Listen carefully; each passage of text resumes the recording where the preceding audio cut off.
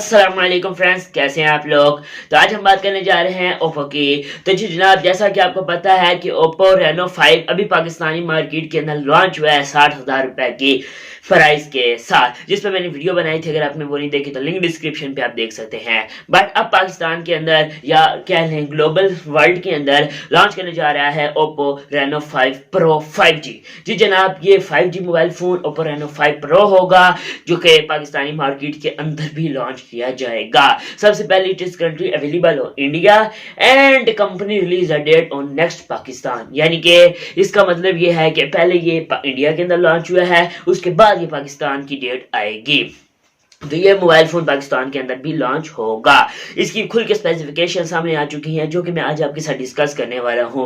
Video पसंद आने की सूरत में वीडियो को लाइक, चैनल को कर दे सब्सक्राइब, अगर न्यू है तो बेल आइकन को दबा दीजिएगा। बढ़ते हैं अपनी वीडियो की तरफ और आपको स्पेसिफिकेशन बताता हूं। फर्स्ट ऑफ ऑल इसकी स्पेसिफिकेशन की बात की जाए तो इसके अंदर 8 GB की रैम और 128 GB की स्टोरेज होगी। प्राइस की भी बात कर लेते हैं, तो इसकी प्राइस आगे चल के मैं आपको बताता हूँ। इसके अंदर स्नैपड्रैगन की चिपसेट होगी जो 7 नैनोमीटर पर बेस होगी। इस तरह की एक स्पेसिफिकेशन खुल के सामने आई है कि HDR10 पॉजिटिव 1080p की रेजोल्यूशन और सुपर एमोलेड डिस्प्ले होगा, जो कि 6.5 इंच का डिस्प्ले होगा, जो कि एक बहुत अच्छी बात है। और उसके बाद इसकी प्राइस की बात कर ली जाए तो ये 70 से 80 हज़ार के दौरान अंडर अराउंड पाकिस्तानी मार्केट के अंदर होगा। इसके अंदर बैटरी की बात कर ली जाए 4300 एम्पेयर की बैटरी है, 4350 एम्पेयर की, और 65 वाट का यानी कि फास्ट चार्जर है, जो कि VOO यानी कि जो सी में चार्जिंग होती है 2.0 टेक्नोलॉजी पर बेस होगा। उसके बाद साइड से थोड़ा सा एजेस होगा, जैसे कि आपने सैमसंग के मोबाइल देखे होंगे S6 एज वाले, जो एज वाले फोन होते हैं। जी जनाब, सेम इसी तरह इसकी भी यानी कि जो साइड्स होंगे वो एज में होंगी, जो कि बहुत ही खूबसूरत लुक आपको देखने को देंगे।